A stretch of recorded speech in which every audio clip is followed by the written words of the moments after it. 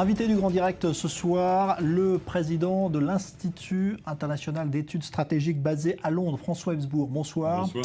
Merci d'être avec nous. Vous êtes en Israël parce que se tient actuellement une importante conférence internationale consacrée à la sécurité dans le monde. Et ici, eh bien, on sait particulièrement que la zone est sensible. Alors, on va évoquer plusieurs sujets avec vous, François Hevesbourg, parce que vous suivez tout cela de très près.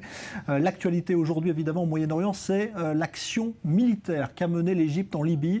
On peut considérer ça comme une action de représailles, mais aussi comme une action stratégiquement importante. Comment est-ce que vous l'analysez, ce qu'a fait l'Égypte ? Vous avez résumé la situation, en l'occurrence. C'est d'abord une action de représailles. 22 ressortissants égyptiens, des confessions chrétiennes, décapités dans une scène d'une horreur absolue. Et l'Égypte réagit de façon militairement vigoureuse, mais aussi sémantiquement vigoureuse. La façon dont l'action égyptienne a été relayée par le ministère de la Défense égyptien était particulièrement martiale. Mais il y a aussi la toile de fond stratégique, à savoir que se mène en Libye une lutte comme celle qui s'est menée en Syrie il y a 2 ans. C'est la lutte entre l'Arabie saoudite, qui soutient l'Égypte, et les Émirats arabes unis, d'un côté, et de l'autre côté, les frères musulmans et le Qatar, avec comme champ de bataille la Libye entre le gouvernement de Tripoli et le gouvernement de Tobrouk. Et c'est à qui va soutenir ses djihadistes favoris. Ouais. C'est comme ça qu'avait émergé Daesh en Syrie. Donc on voit se reproduire le même schéma là en Libye. On voit se reproduire le même schéma. Et la concurrence entre les wahhabites d'Arabie Saoudite et les wahhabites du Qatar, ceux qui se battent contre les frères et ceux qui se battent avec les frères. Et les gens qu'ils soutiennent sont généralement assez peu recommandables de part et d'autre. Et de la même façon que la Syrie est devenue terre de Daesh, la Libye est en train de devenir terre de djihad. C'est consternant. Et la façon dont les prétendues monarchies modérées du Golfe ont alimenté ces 2 conflits, celui de Syrie et maintenant celui de Libye, doit quand même faire réfléchir très sérieusement à la façon dont nous considérons, Européens, Israéliens, Américains, la relation avec les monarchies du Golfe. Alors justement, il semble que l'Italie ait voulu mobiliser un petit peu l'attention de tout le monde en proposant d'envoyer une force là-bas, mais sous mandat international. Est-ce qu'on peut imaginer l'ONU, qui n'a pas réussi finalement à régler le problème en Syrie, intervenir en Libye cette fois ? Ce sera à peu près aussi facile que d'intervenir en Syrie. Welcome to Baghdad. C'est la même situation, le même chaos. Écoutez, quand vous avez des djihadistes qui se battent contre d'autres djihadistes soutenus par des monarchies modérées sunnites, vous avez un résultat qui n'est pas formidable. Je souhaite bien du plaisir aux bersagliers italiens s'ils se retrouvent entre les 2 feux ou entre les 2 sabres. C'est pas très sérieux. S'il devait y avoir une intervention militaire étrangère, elle devrait vraisemblablement être sous un mandat de type chapitre 7 et conduite par les forces de l'OTAN. C'est ce que demandent d'ailleurs les pays africains du Sahel à la France. Mais la France reste au recul. Il faut dire qu'avant de s'engager dans ce guêpier, je pense qu'il vaut mieux hésiter un tout petit peu. Et est-ce que l'Égypte, à votre avis, a les moyens de régler un petit peu ce problème avec sa puissance militaire ou pas ? Ça dépend quel est le but de guerre et ce qui est acceptable comme dommage collatéral. Si le but de guerre et le dommage collatéral, c'est l'acceptation d'une division permanente de la Libye avec la Cyrénaïque qui redeviendrait une province satellite du Caire, d'Égypte, comme ce fut le temps du temps des Ottomans, où la Cyrénaïque regardait, la Benghazi regardait vers le Caire, et Tripoli qui regardait à l'époque vers Tunis. Mais ça, c'est un schéma de partition. Et avant qu'un État africain, comme l'Égypte, parce que l'Égypte est aussi un État africain, accepte une partition,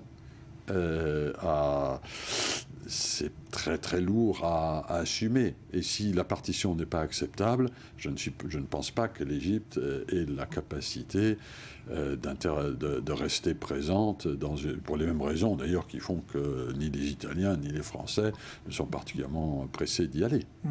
Alors on voit aujourd'hui que les pays occidentaux finalement sont en train de prendre un peu en pleine figure ce qui se passe en Syrie avec les terroristes djihadistes, et on a vu ce qui s'est passé à Copenhague. Est-ce qu'à votre avis tout ça est la conséquence de la non-intervention de l'Europe dans cette partie du monde ? Je pense que dans l'affaire syrienne, nous avons tous fait, les Occidentaux, ont fait une vraie erreur de pronostic. Et les États ont tous pensé que Bachar allait tomber dans l'été 2011. Ça ne s'est pas passé ainsi. Il fallait, à ce moment-là, soit admettre un processus politique dans lequel Bachar serait vraisemblablement parti, mais le Baas serait resté au pouvoir. Les Russes, à l'époque, étaient prêts à jouer ce scénario, mais nous l'avons refusé à cause de notre prévision erronée. Soit il fallait effectivement intervenir et armer ceux qui avaient à l'époque le dessus du pavé dans l'opposition, à savoir l'opposition dite modérée, l'armée syrienne libre et ainsi de suite. C'était avant que les Qataris et les Saoudiens arment jusqu'aux dents leurs djihadistes favoris et avant de provoquer la victoire, le triomphe de Daesh dans la partie orientale du pays. Alors aujourd'hui, Israël s'inquiète parce que finalement, il semble se dessiner que l'Iran reprend aujourd'hui la main au Moyen-Orient en profitant à la fois de ce chaos. Est-ce que c'est votre sentiment ? Est-ce que l'Iran aujourd'hui est finalement le vainqueur de cette situation chaotique ? L'Iran est le vainqueur de l'invasion américaine de l'Irak. Ce qui était prévisible et prévu par beaucoup de gens en 2002-2003 est en train de se vérifier, à savoir que devant le chaos, le vide politique qui a accompagné le gouvernement d'Al-Maliki en Irak, avec la victoire de Daesh dans le nord,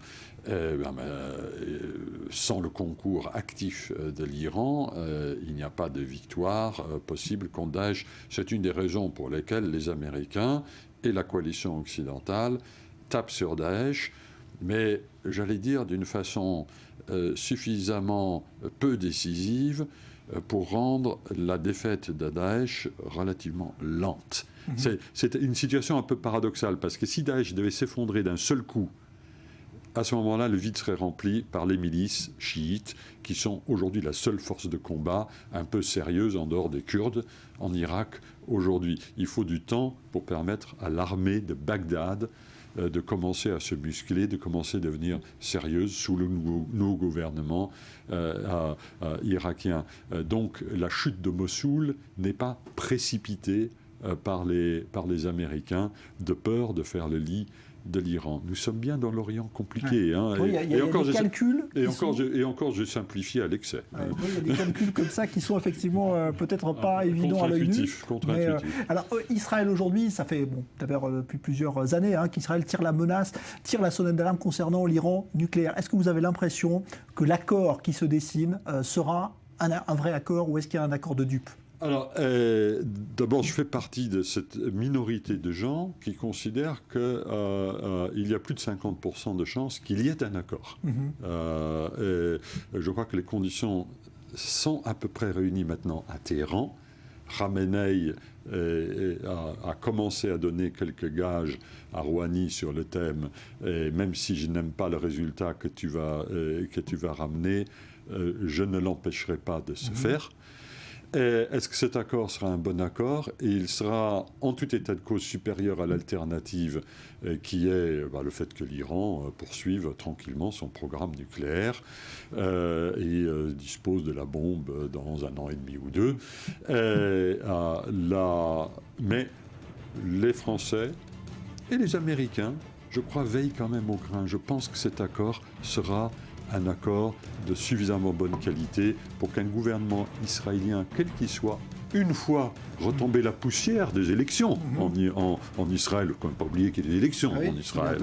Bientôt. Mais après les élections, je pense que le gouvernement israélien qui en sortira pourra vivre avec le résultat de ces éventuels accords. Merci beaucoup François Hesbourg d'avoir été notre invité ce soir dans le Grand Direct. Merci à vous. Merci à vous.